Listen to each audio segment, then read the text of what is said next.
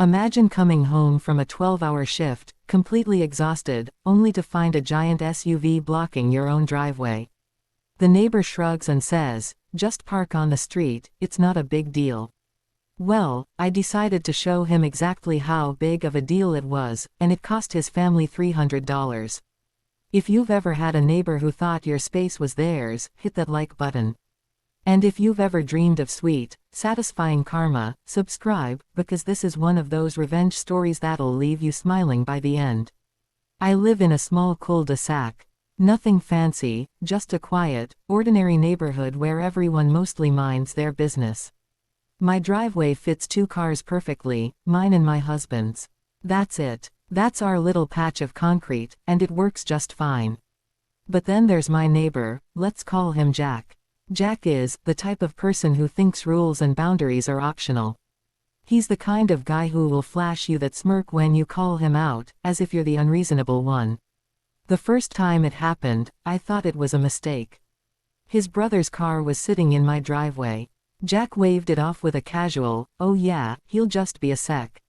I let it slide, because, honestly, who wants to start drama with a neighbor over something small? But that small thing kept happening.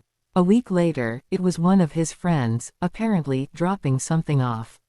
Then another time it was some buddy's truck, blocking my car when I had a trunk full of groceries. Each time, Jack would give me that same fake apology grin.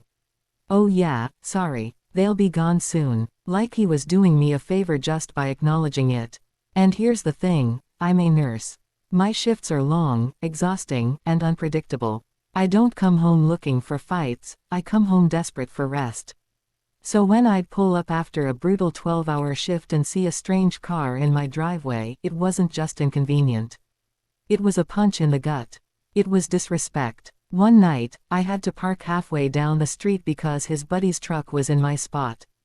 Picture this, it's dark, I'm dragging myself out of the car, arms full of heavy grocery bags, trudging down the block while my own driveway sat occupied. My muscles ached, my patience frayed, and that little ember of anger inside me started to glow. But the final straw came on a Friday night. I had just finished a grueling shift. My scrubs were wrinkled, my body felt like lead, and my stomach was growling. I had one tiny joy waiting for me, takeout in the passenger seat. Hot food that was already cooling down. I turn onto my street, and there it is.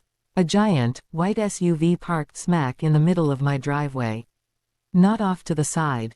Not angled politely. No, dead center. Blocking me completely. I sat there for a second, hands gripping the steering wheel, my jaw tightening. My driveway. My home. And once again, Jack had decided it was extra parking for his family. I tried knocking on his door. No answer. I called his phone. He finally picked up after several tries, sounding half annoyed, half bored. And do you know what he said? "Oh yeah, that's my in-laws. They'll only be there a couple hours. Just park on the street, it's not a big deal."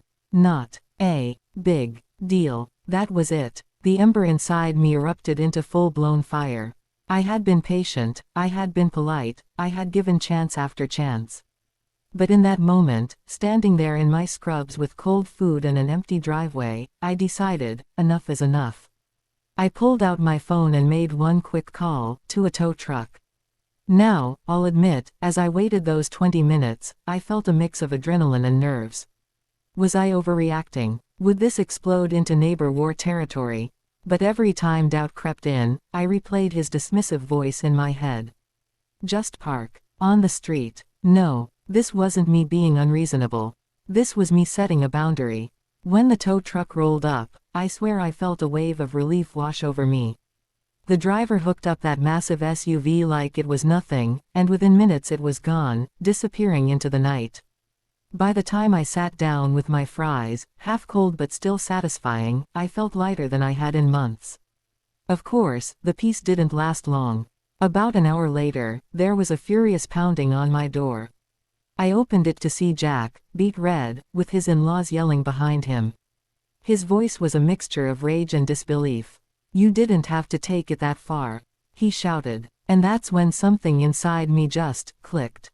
I looked him dead in the eye and said calmly, "You told me it wasn't a big deal. So I treated it like it wasn't a big deal."